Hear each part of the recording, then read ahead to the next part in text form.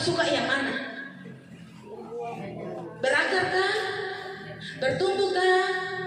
Berbuah? Pilih salah satu. Hah? Berbuah. Ya. Buah anggur dipakai Tuhan Yesus sebagai suatu gambaran tanaman yang menghasilkan sesuatu yang baik untuk dinikmati. Perasan buah anggur yang jika dipanen semakin hari ya, semakin lama, maka buahnya akan semakin enak, semakin sedap dan harganya mahal. Ya, saya kemarin pergi ke salah satu ya kota, kemudian saya beli anggur ya.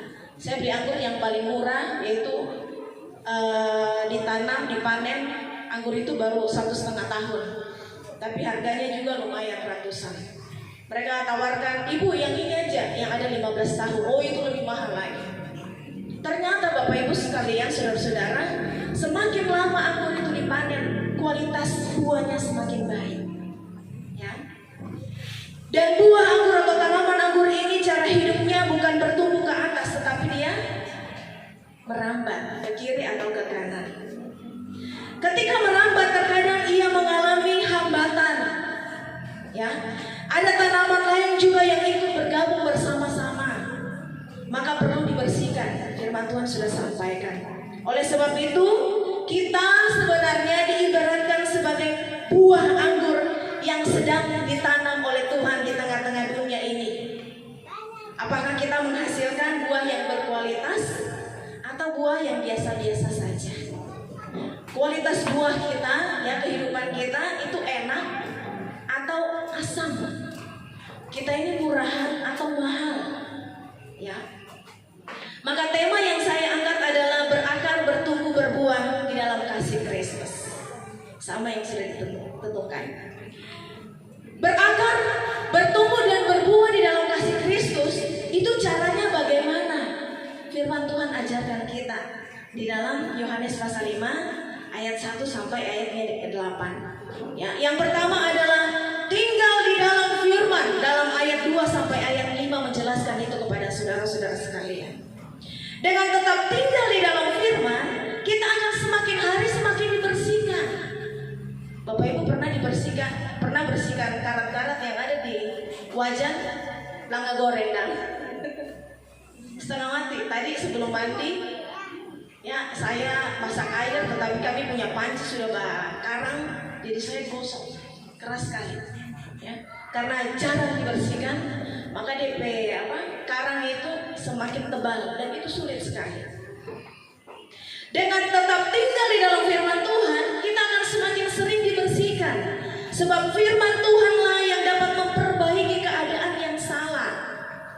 Sebab firman Tuhanlah yang dapat memperbaiki sikap yang salah, pola pikir yang salah, pola pandang yang salah, prinsip hidup yang salah, diperbaiki oleh apa? Oleh firman Tuhan. Sebab firman Tuhanlah yang dapat mengubah segala sesuatu yang tidak baik menjadi baik, segala sesuatu yang kotor menjadi bersih.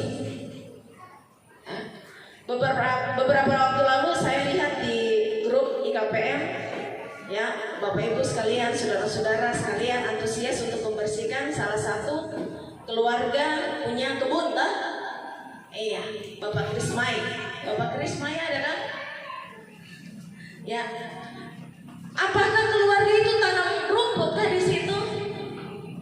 Tidak, tak? Dia tidak tanam rumput, tapi rumput dengan sendirinya tumbuh. Maka apa? Dengan sengaja kita harus membersihkan. Demikianlah firman Tuhan, Bapak Ibu.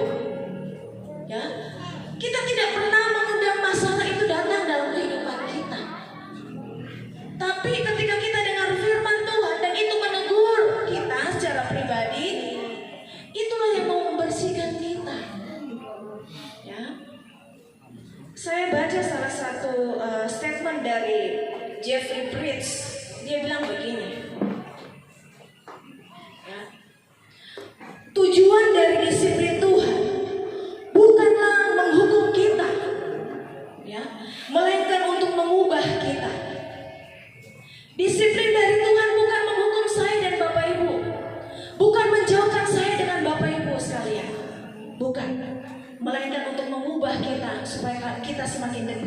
melekat dengan Tuhan. Saudara-saudara terkasih, tinggal di dalam firman merupakan petunjuk Tuhan. Ya, siapakah Tuhan ini? Yang menjelaskan di ayat 1, Dia adalah pengusaha anggur. Ya, kita ini buah anggur. Dia adalah pengusaha. Dia mau supaya kita tinggal menetap di dalam firman-Nya, supaya kita bisa bertumbuh dengan baik. 2026, ya, Tuhan inginkan supaya saya dan saudara-saudara sekalian semakin hari semakin bertumbuh dengan baik. Ya, terutama pertumbuhan iman. Kalau pertumbuhan badan, aduh bahaya kita kalau yang sudah tua. Ya, kalau anak-anak sih nggak apa-apa. Tapi yang lebih penting di sini adalah pertumbuhan iman kita. Supaya apa? Pertumbuhan iman kita tidak terganggu. Ya. Supaya apa lagi? Supaya di tahun 2026 ini kita mengalami yang namanya kelimpahan berkat. Bapak Ibu mau hidup di dalam kelimpahan? Ya, tinggal di dalam firman. Saya 2025 pertengahan tahun, mereka bilang gini, ibu harus pergi ke Israel, pergi ke sini dan ke sini. Aduh, ini bagus juga ya, jalan-jalan ke luar negeri, kapan lagi, gratis lagi, tinggal duduk saja. Ya. Tapi saya ingat teman-teman hamba Tuhan saya yang senior, saya bilang sama ketua kasih orang lain, gampang saya, tidak itu. Ya. Baru turun kemarin, baru pas landing di Bandara Rendani, ada satu orang lagi suruh dia mata, ibu next time kita ke Turki lagi. Aduh, enggak, jangan, yang lain aja. Sebenarnya bulan ini saya ada di Singapura. Ya, mereka bilang ini, ibu apartemen apa semua sudah ada, tinggal ibu. Tuhan tidak. Saudara-saudara, itu bonus daripada Tuhan. Saya bersyukur Tuhan kasih beberapa berkat-berkat, tapi itu hanya sekedar berkat lahiriah. Ya, lebih daripada itu adalah mari kita mengalami kelimpahan surgawi yang tidak bisa diambil, tidak bisa dicuri oleh siapapun. Apa itu berkat itu? Berkat damai sejahtera, sukacita, ya. Apalagi banyak berkat-berkat Bapak Ibu ketika kita hitung. Ya, kalau cuma berkat, pokoknya tahun 2026 mau tambah oto 1, aduh itu berkat lahiriah. Ya, itu bisa cepat habis. Berkat uang banyak cepat habis. Tapi berkat damai sejahtera Bapak Ibu itu mahal harganya. Firman Tuhan bilang apa? Ketika kita tinggal di dalam firman Tuhan, kita akan mengalami yang namanya berkat kelimpahan. Dari siapa? Dari pengusaha sorga. Ya toh? Pengusaha di Manokwari saja, kalau kita dekat dengan mereka, kita bahagia atau tidak? Bahagia. Tinggal nanti next IKPM butuh 1 juta, ya berapa? Nah, nanti suruh anak-anak kecil datang ambil 1 juta loh. Itu pengusaha di Manokwari. Mak kita Bapak Ibu, kita punya pengusaha sorgawi. Apa yang Allah punya, itu kita punya. Ya. Maka di dunia ini ada 2 senjata yang Tuhan tawarkan kepada kita. Mari satu orang buka di dalam Roma pasal 6. Roma pasal 6 ayat 13. Roma pasal 6 ayat 13. Sudah ada?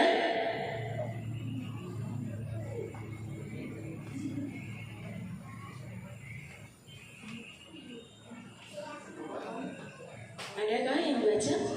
Roma pasal 6 ayat 13. Dan janganlah kamu menyerahkan anggota-anggota tubuhmu. Dan janganlah kamu menyerahkan anggota-anggota tubuhmu kepada dosa. Dipakai sebagai senjata kelaliman. Oke, jangan kasih untuk pakai senjata kelaliman. Tapi serahkanlah dirimu kepada Allah sebagai orang-orang yang dahulu mati tetapi yang sekarang hidup. Dan serahkanlah anggota-anggota tubuhmu kepada Allah untuk menjadi senjata-senjata kebenaran. Oke, Tuhan tawarkan ini kepada kita sekalian. Serahkanlah kehidupan kita menjadi senjata-senjata kebenaran. Saudara-saudara terkasih, kita punya hidup ini, ya, Tuhan mau bilang, mau kasih ke kelaliman atau ke kebenaran. Tuhan gak paksa. Mari kita lihat ke belakang. Bagaimana Yesus mau mati di atas kayu salib bagi saya dan saudara-saudara. Ya, bukan karena paku yang tertancap di kedua tangannya dan kedua kakinya sehingga Yesus tidak bisa turun dari salib itu. Tetapi yang menggantungkan dia sampai dengan finish adalah kasihnya kepada kita sekalian. Ya, bukan karena kemampuan paku itu yang menancap di kedua tangannya dan kakinya sampai Yesus tidak bisa turun dari salib. Karena begitu besar kasihnya kepada saya dan saudara. Saudara-saudara terkasih, maukah kita mengalami kelimpahan yang dari sorga, dari pengusaha sorga? Maka gunakanlah senjata kebenaran, yaitu firman Tuhan.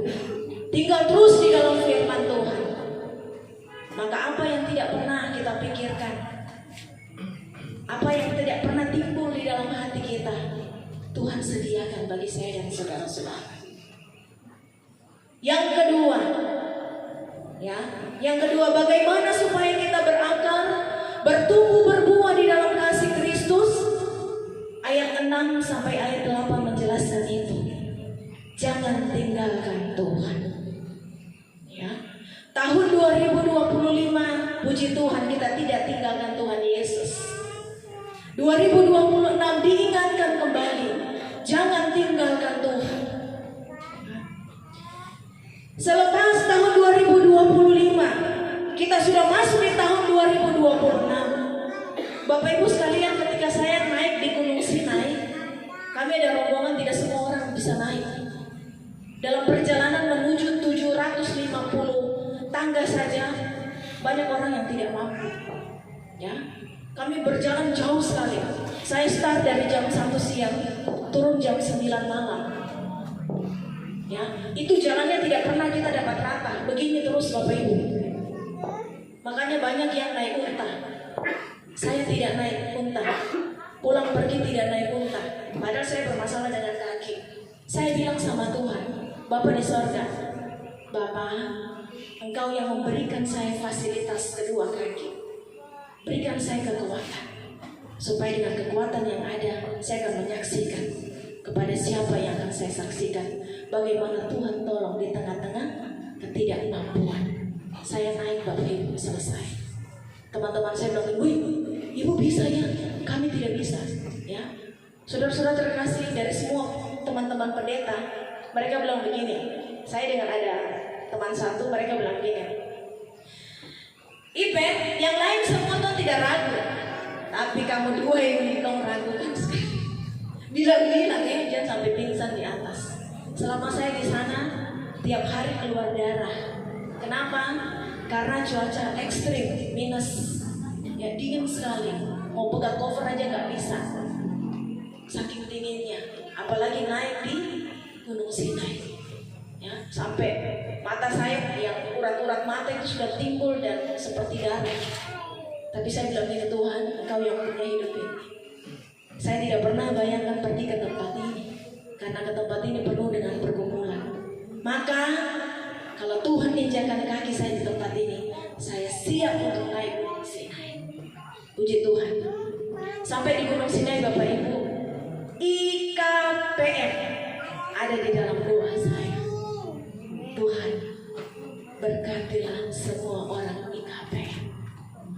Jangan ada satu orang yang tertinggal di tahun 2025. Puji Tuhan, nah, kita semua selamat. Tidak sampai di situ Bapak Ibu, saya ada lagi di tempat Getsemani, Taman Getsemani, di mana Tuhan Yesus berdoa di situ sampai peluhnya keluar darah. Di situ lagi IKPM lagi saya bawa. Tuhan, tidak pernah berpikir untuk bergabung orang Pinanggorongan di Manokwari. Itu settingan sorga buat kami. Tuhan berkati kami. Tidak ada satu pun Tuhan yang tertinggal di tahun 2025. Saya bisa nyatakan ini karena sudah ada di 2026. Bapak Ibu, ya, ada teman saya yang videokan saya, dia bilang gini, Ibu, dari semua pesiaran-pesiaran, di situ ada orang Afrika, orang Korea, orang Cina, ada semua di situ. Ya, Pak Pendeta bilang gini, Ibu yang paling lama berdoa. Ya, tong kira angin kah? Yang lain sudah angkat kaki, angkat ini, Ibu masih terus bertelut. Saya ingat banyak hal, banyak orang-orang yang saya kasihi di Manokwari, termasuk di KPM. Ya, Bapak Ibu yang saudara-saudari yang diberkati oleh Tuhan, jangan tinggalkan Tuhan. Ya, Tuhan tidak tinggalkan kita di 2025. Bahkan firman Tuhan bilang apa? Di masa-masa sulit pun, di tahun 2025 kemarin, adakah orang yang gantung diri karena Tuhan tidak mampu menolong dia? Tidak ada, kan? Tidak ada. Itulah berkat Tuhan. Adakah keluarga-keluarga ketika kita di dalam kesulitan hidup, keluarga-keluarga kita bantu kita sehingga kita bisa selamat? Tidak juga. Tetapi kenapa kita bisa hidup dan bisa mengalami yang namanya keep smile? Apa itu keep smile? Tetap tersenyum karena Tuhan menolong kita. Karena Tuhan selalu ada bersama-sama dengan kita. Dia tidak pernah tinggalkan kita. Saudara-saudara terkasih, ayat 6, barang siapa tidak tinggal di dalam aku, ia dibuang keluar seperti ranting yang menjadi kering, kemudian dikumpulkan orang dan dicampakkan ke dalam api, lalu dibakar. Apakah kita mau seperti itu? Tidak, kan? Bukan Tuhan tidak mau menolong kita di masa-masa sulit nanti yang akan kita temukan di tahun 2026. Tetapi Tuhan mau menunggu kita di dalam prosesnya Tuhan. Tuhan mau menunggu kita di dalam waktunya Tuhan. Ya, menghasilkan buah anggur yang manis dan berkualitas memerlukan waktu. Bukan waktu kita, tapi waktunya Tuhan. Dan waktu yang ditetapkan Tuhan sajalah yang harus kita taati. Ayat 6 memastikan bahwa jika kita tidak tinggal di dalam Tuhan, pasti Tuhan akan buang kita. Ya, Bapak Ibu pernah dengar kan cerita-cerita bagaimana ya keluarga dibuang sama keluarganya sendiri karena tidak mau ikut aturan. Gitu? Padahal baru buat kesalahan 1-2 kali. Keluarga sudah bilang gini, pokoknya keluar dari sini, masuk di mobilnya lagi. Gitu? Pokoknya tadi mall yang ada di Kawanuai atau di mana, di Pinanggorongan, pokoknya di mall. Baru 1-2 kali. Nah kita ini berkali-kali kita membuat Tuhan sedih, Tuhan marah. Tapi berkali-kali Tuhan menolong dan mengampuni kita. Ya, saya pernah bahas ini di salah satu tempat. Saya dimarah, tidak digubris, tidak di apa namanya orang nado bilang, orang bangda basket bilang. Gara-gara saya bilang begini, ya saya bilang gini, saya nggak anjurkan mereka untuk minta maaf. Ya, kami ada masalah. Ya, itu 15 tahun atau 20 tahun yang lalu, kami masih terlalu muda. Tetapi Tuhan bicara sama saya begini, jangan ikut mereka. Ya, kau ikut firman Tuhan. Kau ini miskin saja mau marah-marah orang. Saya malu kan. Kayak kau sempurna saja. Saya ditegur sama Tuhan seperti itu, Bapak Ibu. Saya menangis sampai mata sampai bengkak-bengkak. Miskin saja mau. Kau juga buat kesalahan banyak mau. Kau juga kotor mau. Tuhan tuduh saya seperti itu. Saya malu di hadapan Tuhan. Dan saya bersaksi di tempat itu. Dan saya dapat marah kah? Biar ya, tapi ya itu sudah Bapak Ibu. Saya bilang ini, saya sadar saya kotor, saya tidak sempurna, saya harus mengampuni dia. Kenapa? Karena Tuhan juga mengampuni saya. Ya, maka daripada itu Bapak Ibu, hal-hal yang kotor di dalam hati kita sudah selesai di kayu salib. Maka yang tinggal adalah hal-hal yang baik saja. Maka kita lupakan hal-hal yang kotor itu. Sudah tidak singgah lagi di hati ini. Saudara-saudara terkasih, Tuhan mau supaya kita berubah. Ya, sebenarnya IKPM ini sudah berbuah. Amin. Kalau kita ada di gereja-gereja, pasti tuh nanti bikin pos PI.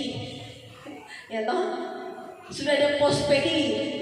Jadi mereka yang memisahkan diri dengan kita itu bukan secara kebetulan. Sebenarnya IKPM sudah berbuah. IKPM sudah punya pos PI. Amin. Amin. Saya tidak berdoa supaya saya punya gereja ini ada lagi gereja baru di bawah kami. Kan seperti itu. No? Kalau Pantai Kosta juga kan gitu, no? Ada pos PI. GKI Frata juga ada pos PI-nya tuh. GKI Yordan bakal anak kan? Bakal apa? Bakal jemaat ya. Nah itu IKPM juga sudah ada. Beri kemuliaan bagi Tuhan. Amin. Tidak salah. Pilih ini, berada, bertumbuh dan berbuah bersama. Teman-teman untuk Tuhan dulu. 21 tahun luar biasa sudah ada pos PI. Saya baru renungkan tadi, Tuhan bilang ini, sampaikan kepada IKPM. IKPM tidak boleh larut dengan kemarahan, sakit hati, jangan. IKPM sudah berbuah demi kemuliaan Tuhan. Iya kan? Mereka bisa juga, mereka kan bangun apa? Bangun pelayanan. Mereka nggak bangun apa? Nggak bangun perusahaan, enggak. Mereka bangun pelayanan yang ada. Amin. Amin. Iya.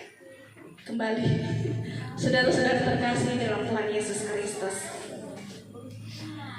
Jadi kita bersyukur, ya, bersyukur bersama-sama, saling merenungkan, saling menasehati, dan saling mendekatkan diri kepada Tuhan di tahun 2026. Izin, mari kita baca sama-sama di ayat 7. Ini kado untuk saya dan saudara-saudara, ayat 7 dan ayat 8 di Yohanes 15. Ya, saya baca, habis itu nanti Bapak Ibu sekalian. Jikalau kamu tinggal di dalam aku dan firman-Ku tinggal di dalam kamu, mintalah apa saja yang kamu kehendaki dan kamu akan menerimanya. Dalam hal inilah Bapa-Ku dipermuliakan, yaitu jika kamu berbuah banyak, dan dengan demikian kamu adalah murid-murid-Ku. Tetap tinggal di dalam firman dan jangan tinggalkan Tuhan. Kita akan mengalami yang namanya berkat Tuhan dari pengusaha sorga. Ya, kita adalah milik Tuhan dan kita adalah orang-orang yang pantas untuk memuliakan Allah. Mungkin kalimat pendek ini bisa kita hafal kan? Pengusaha sorga, torang punya. Kelimpahan sorga, torang dapat. 1, 2, 3. Pengusaha sorga, torang punya. Kelimpahan sorga, torang dapat. Ulangi ya. Ini untuk mengantarkan kita di bulan-bulan selanjutnya di tahun 2026. 1, 2, 3. Pengusaha sorga, torang punya. Kelimpahan sorga, torang dapat. Selamat hari ulang tahun ke-21 IKPM. Soli Deo Gracia, segala kemuliaan bagi Tuhan di tempat yang ada. Amin.